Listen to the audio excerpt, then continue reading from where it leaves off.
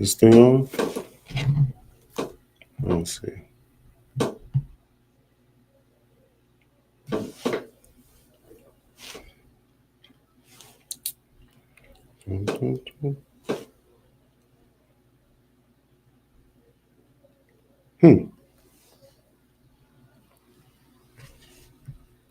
Yes, it is.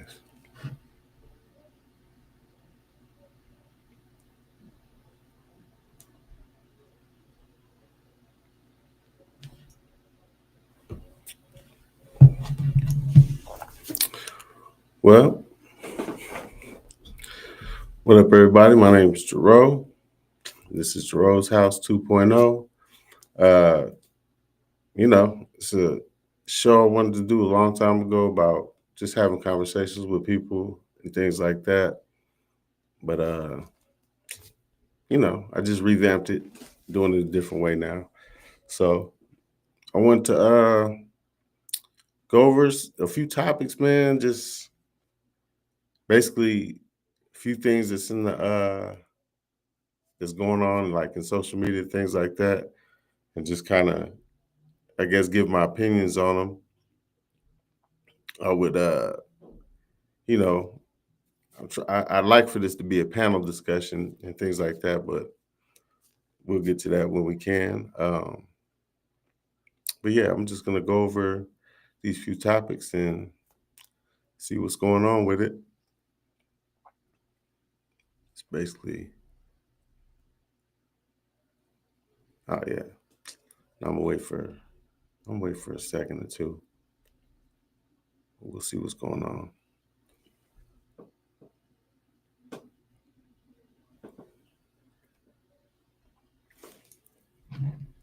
Let's see what this.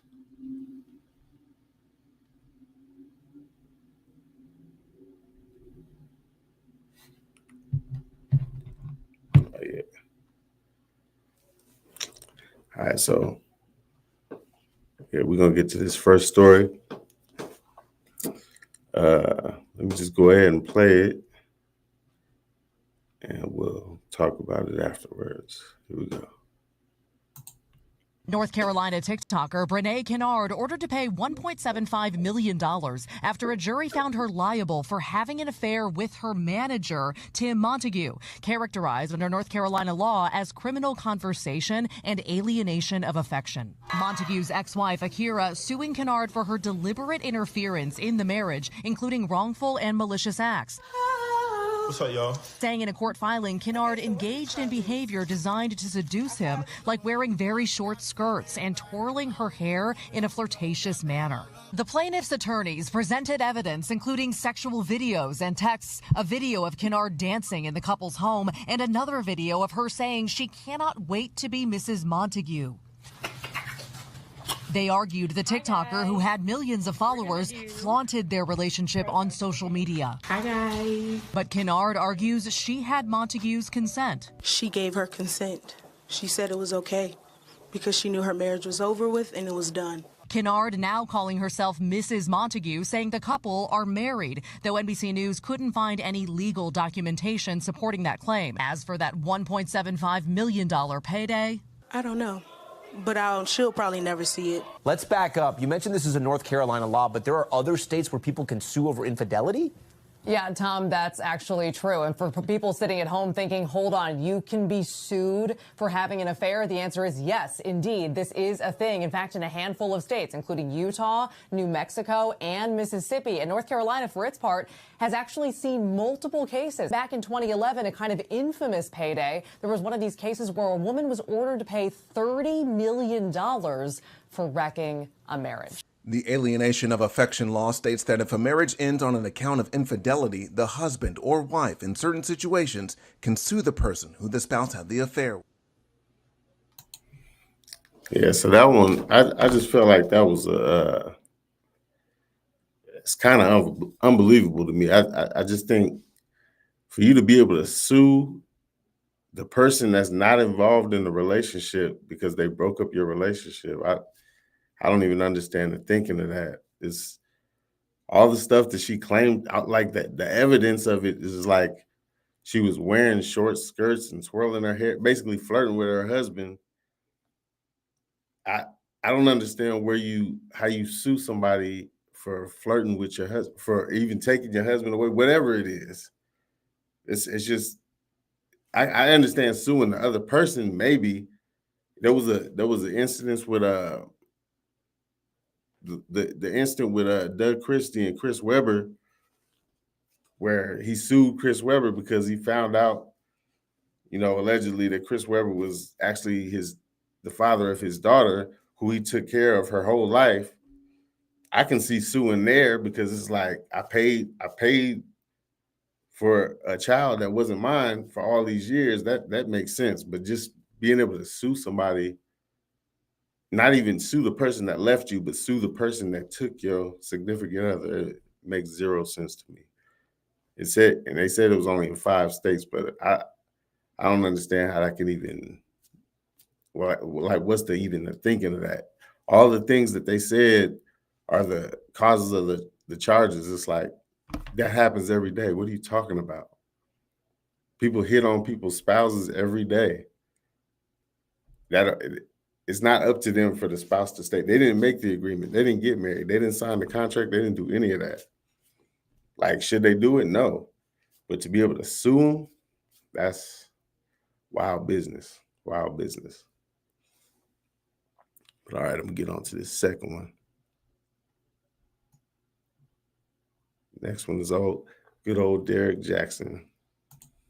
Derek Jackson be posting like he's not Derek Jackson, and I'm kind of obsessed with it because at the end of the day, y'all still following this man. What I'm saying is, intelligent women, they have the smallest dating pool because they have the least amount of tolerance for BS.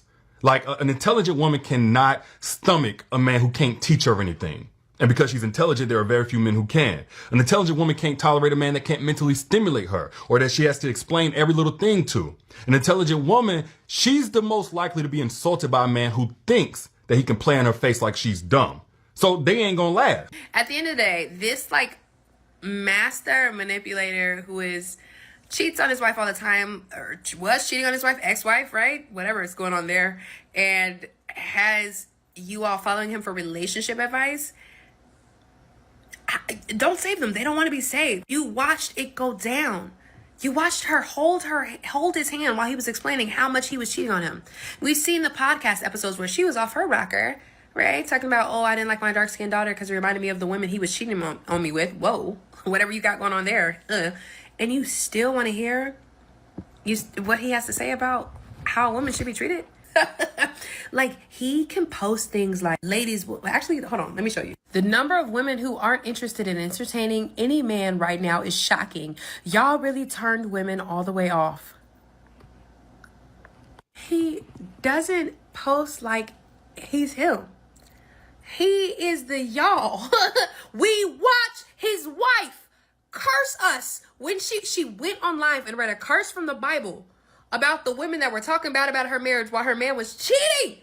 Every person speaking against the names Danae Jackson and Derek Jackson in mockery, accusations, slanders, and lies, may the mercies of God be withdrawn from you. May your husbands and wives become widows. Let your children become fatherless. Let your seed become vagabonds on the earth.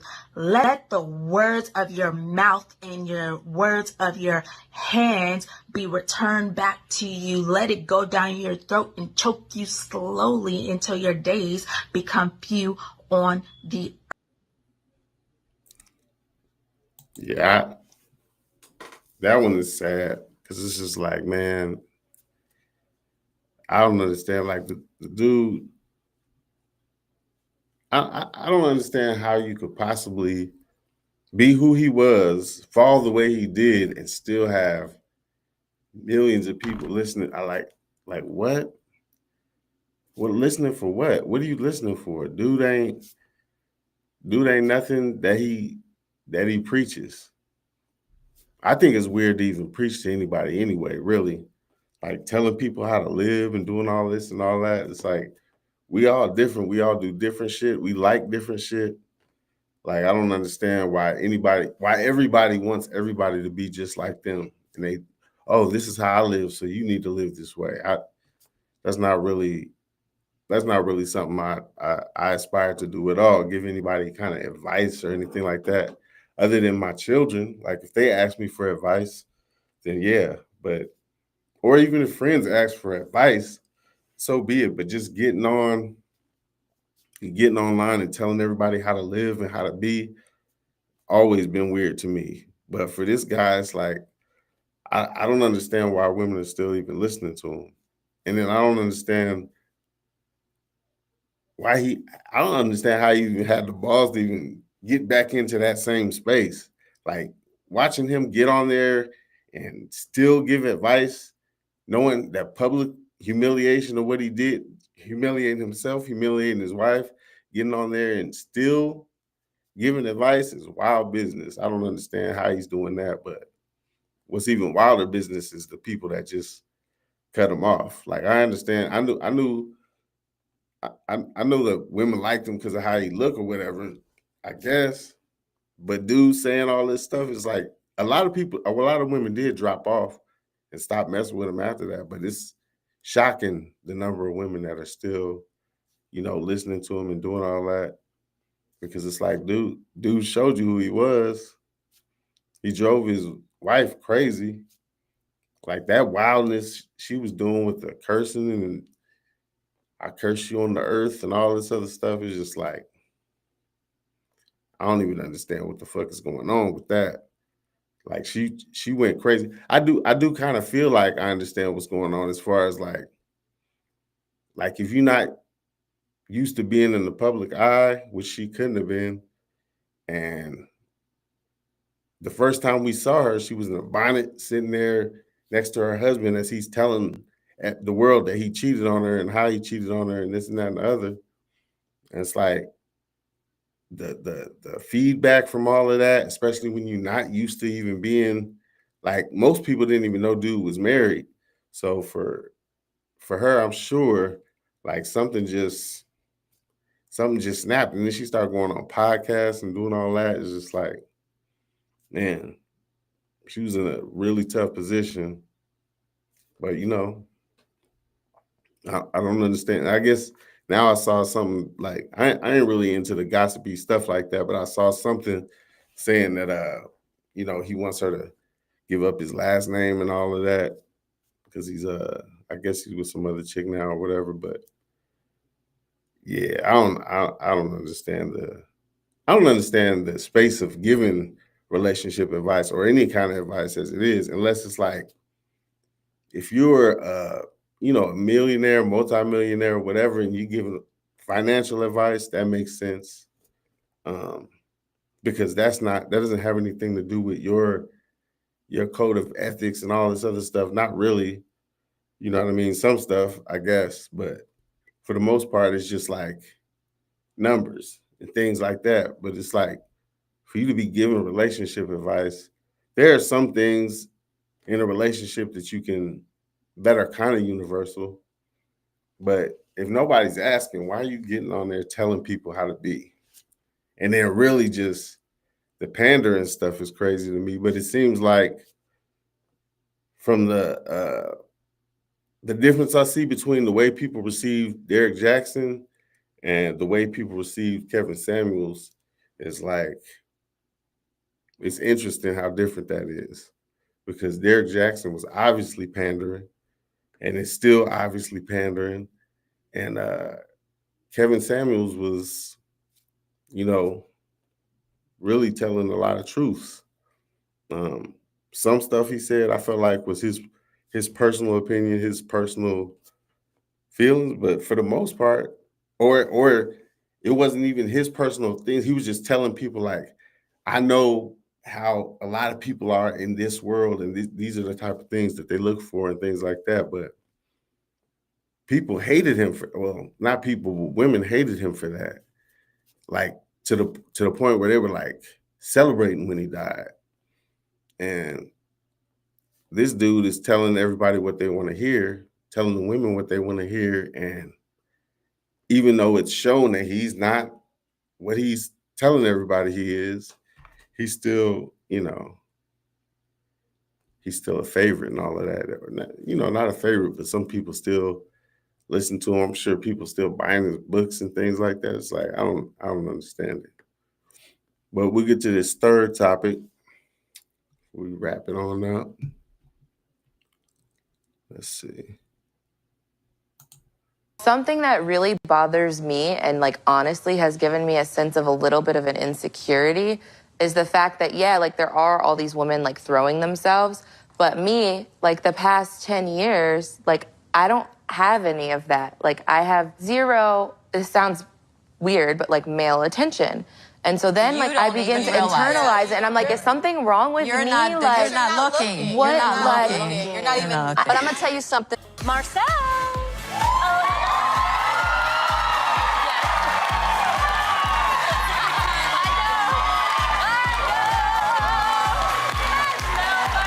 Four kids. Did you always knew you wanted a big family? No. So I didn't want kids. I didn't want to get married. I thought I was going to be career girl and that's it.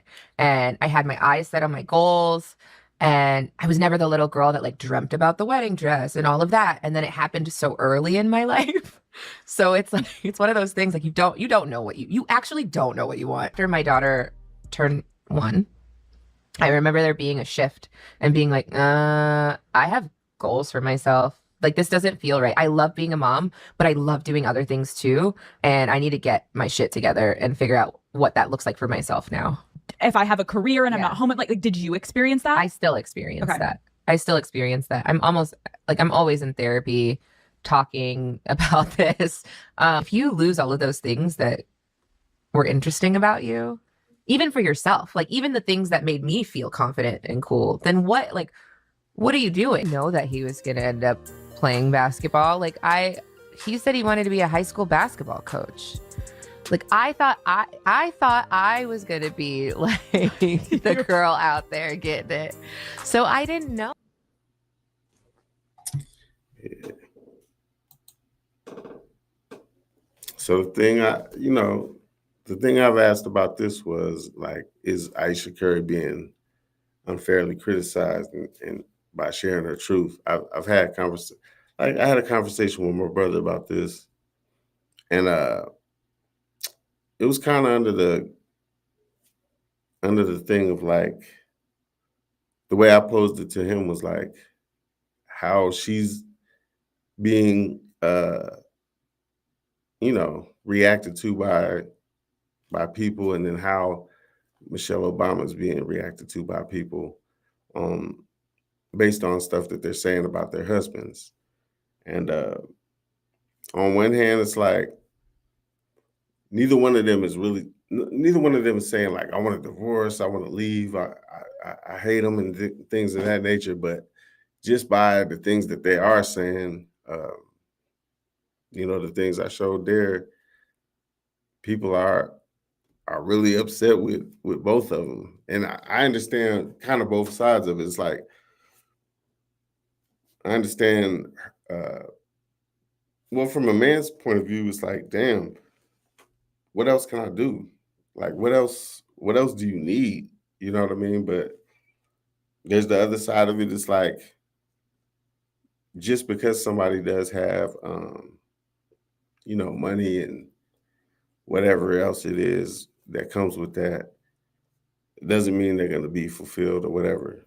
And, I don't particularly know what else either one of them could do so that person would feel fulfilled. I don't really hear Michelle Obama saying she doesn't feel fulfilled, but in some opinions, it's like because of her podcast and because she kind of throws Obama under the bus a little bit here and there with comments, and it seems that Aisha Curry kind of throws Steph under the bus. At least that's how people are taking it. And then even with it's just like publicly, it's kind of people look at it as shame or embarrassment. And none of us know how they are with each other in a relationship. They probably sit back and laugh about some of that shit. The way some people's humor is with their spouse and their significant other and all that, it's not really for any of us to say. But I think it's some of the stuff that she's saying kind of leads to, it feels like competition with her spouse.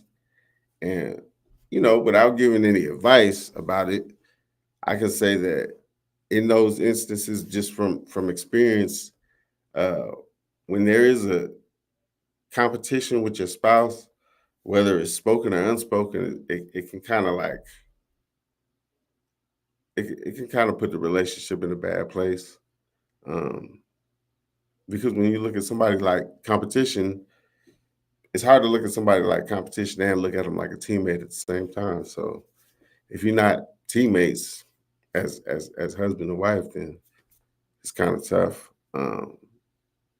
At least from my experience, I don't, like I said, I'm not giving advice on how to be or how to live or none of that. But I'm saying like, I can say from experience that when you're competing with your significant other instead of working with them, it can put a strain on the relationship, you know, and it can be one of those things where it's